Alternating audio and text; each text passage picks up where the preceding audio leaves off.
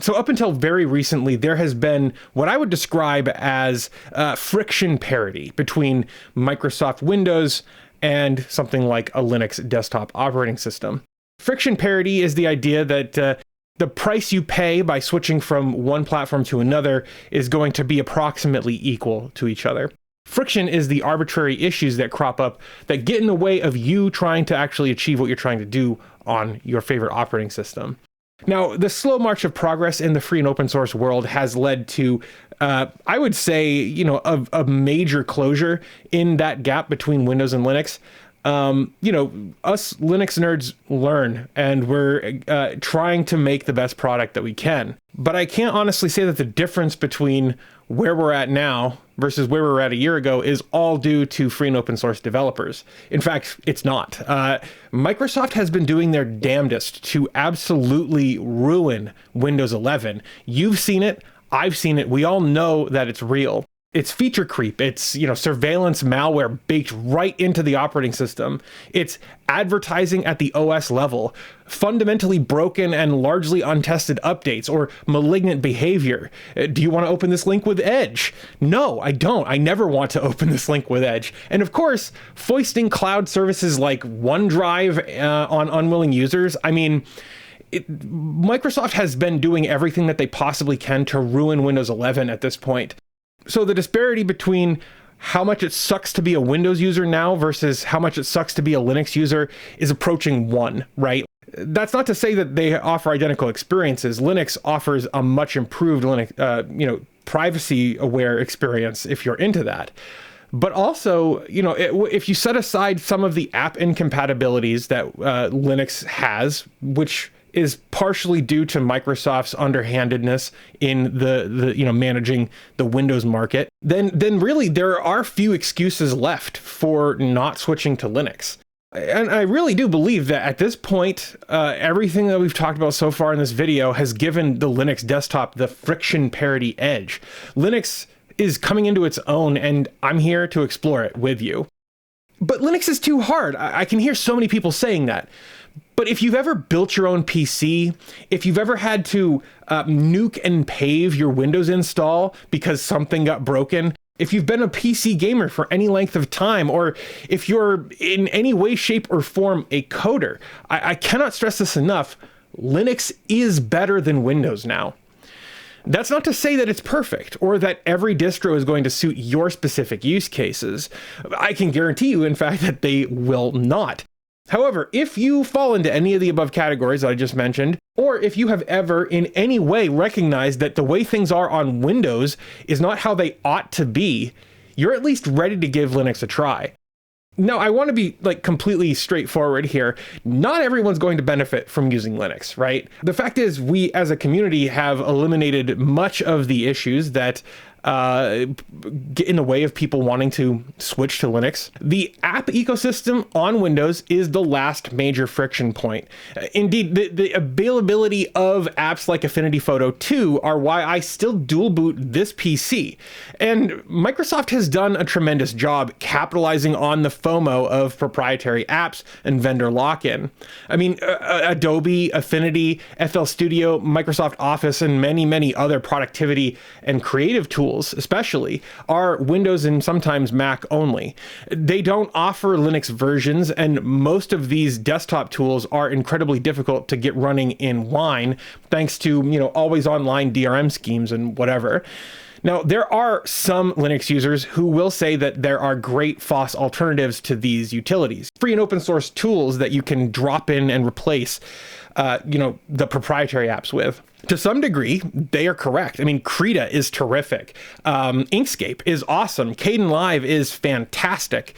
But if your day job requires you to be fast, adept, and knowledgeable with your creative or your productivity app, then the level of financial and creative friction is insurmountable. If you need something like Microsoft Outlook or something like Adobe Premiere, Linux is going to be a non-starter for you. Unless you have the latitude to lay aside your existing experience and have the luxury of relearning basic skills, or there's a comparable web app version of the toolkit that it meets your needs. And if your day job requires that your work be produced using quote unquote industry standard formats, then you're shit out of luck with FOSS tooling in a lot of cases. Similarly, Linux gaming has made leaps and bounds in the last few years, but if you are playing a handful of very specific online multiplayer games, which you can't seem to divorce yourself from, Linux will not be a good option for you, just point blank. For everyone else, and mind you, this is an enormous everyone else, Linux is not just a viable option, it is the best option.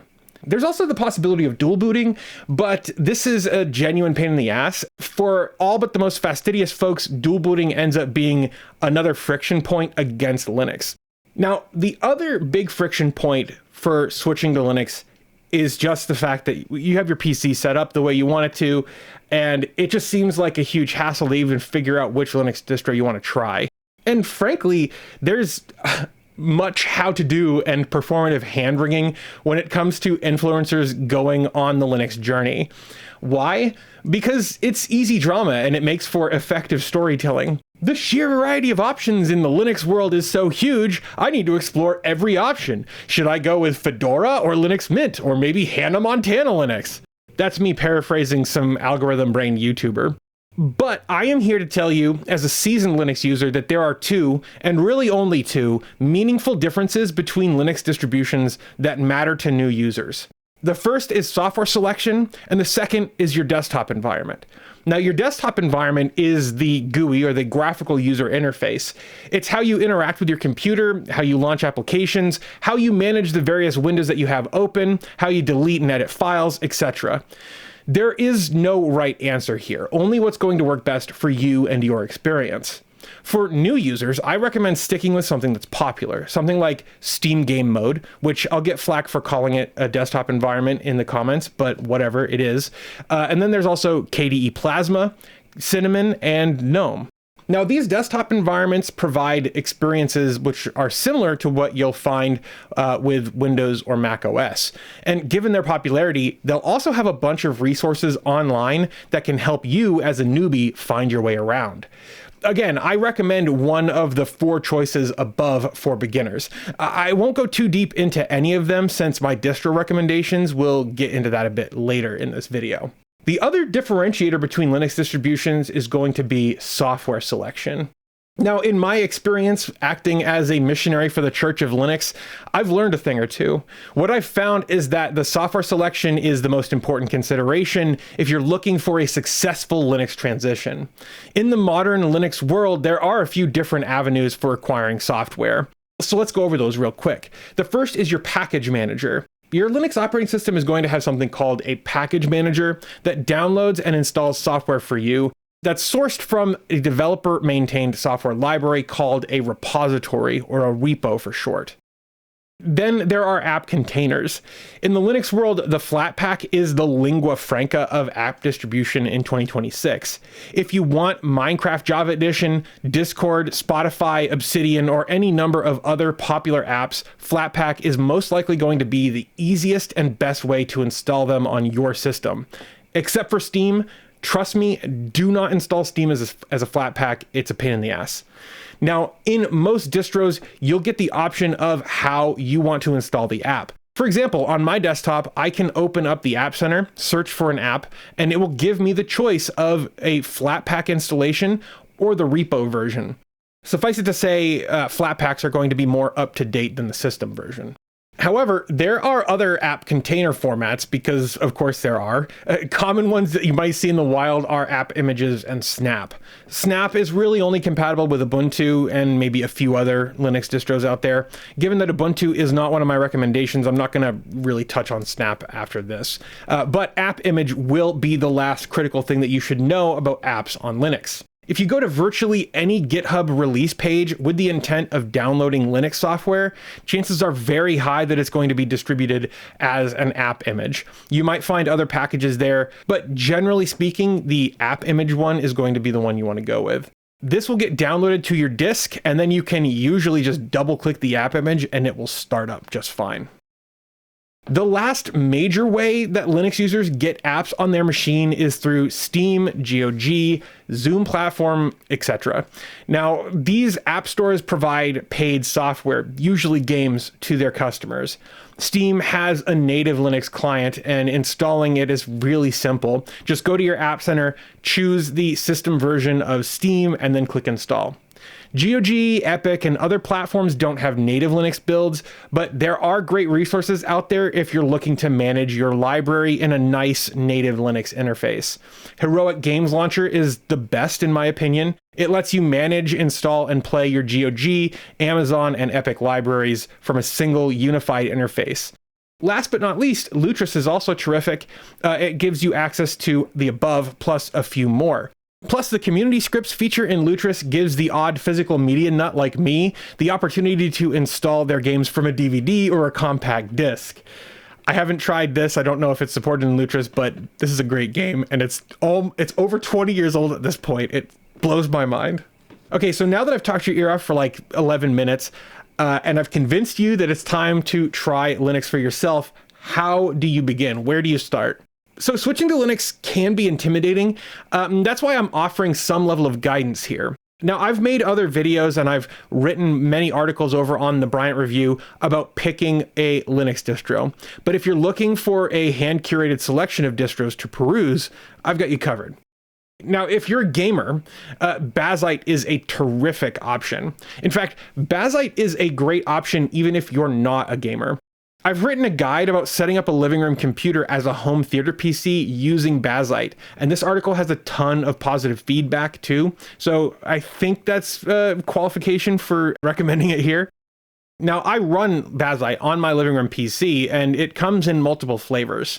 There's a SteamOS-like version that starts into big picture mode, just like the Steam Deck.